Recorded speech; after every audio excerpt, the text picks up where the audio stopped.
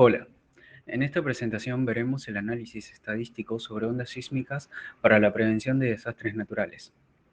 En base a los datos brindados por la cátedra, se llevó a cabo un estudio sobre dos parámetros que influyen en la peligrosidad de un sismo, la magnitud y la profundidad. Los análisis hechos fueron comparación de las mediciones entre las estaciones, pruebas de normalidad de Shapiro-Wilk y de Kolmogorov-Smirnov, detección de datos anómalos, prueba de hipótesis para decidir el inicio del protocolo de contención. Para realizar estos análisis, se han representado gráficamente las mediciones por medio de diagramas de barra y gráficos de caja.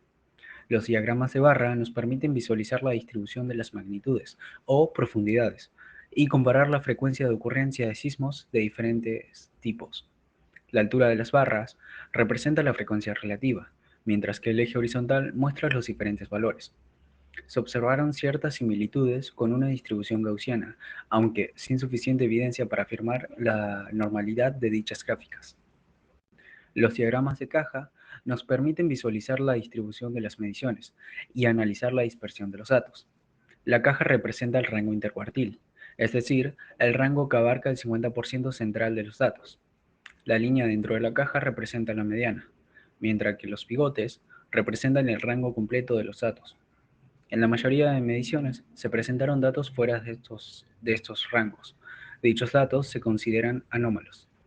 Para un mejor estudio de las mediciones, se calcularon algunos estimadores de interés, por ejemplo, la media o la mediana, con el fin de poder ver las similitudes entre distribuciones.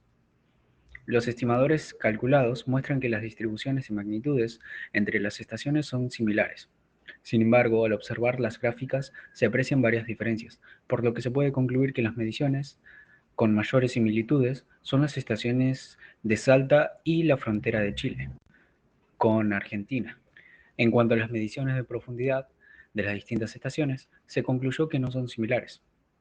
Para evaluar la normalidad de las distribuciones, se llevaron a cabo pruebas de Shapiro-Wilk en las mediciones de la estación de Salta, mientras que para las mediciones de las otras dos estaciones se utilizaron pruebas de Kolmogorov-Smirnov, ya que las pruebas de Shapiro-Wilk son más susceptibles para una cantidad de datos mayor a 50.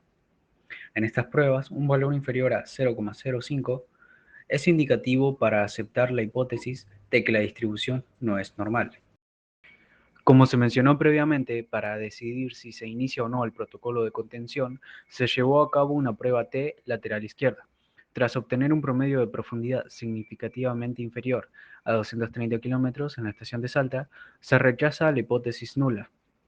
Esto significa que existe suficiente evidencia para suponer que el promedio de las profundidades es menor a 230 kilómetros, y por ende se procederá a iniciar el protocolo de contención con un margen de error inferior al 5%. En resumen, se hallaron evidencias de que solo una distribución en particular se asemeja a una distribución gaussiana. Se logró observar similitud entre algunas mediciones gracias a la semejanza entre estimadores y diagramas de barras. A partir de los gráficos de caja, fue posible notar los datos anómalos. Y por último, mediante una prueba de hipótesis, se optó por iniciar el protocolo de contención.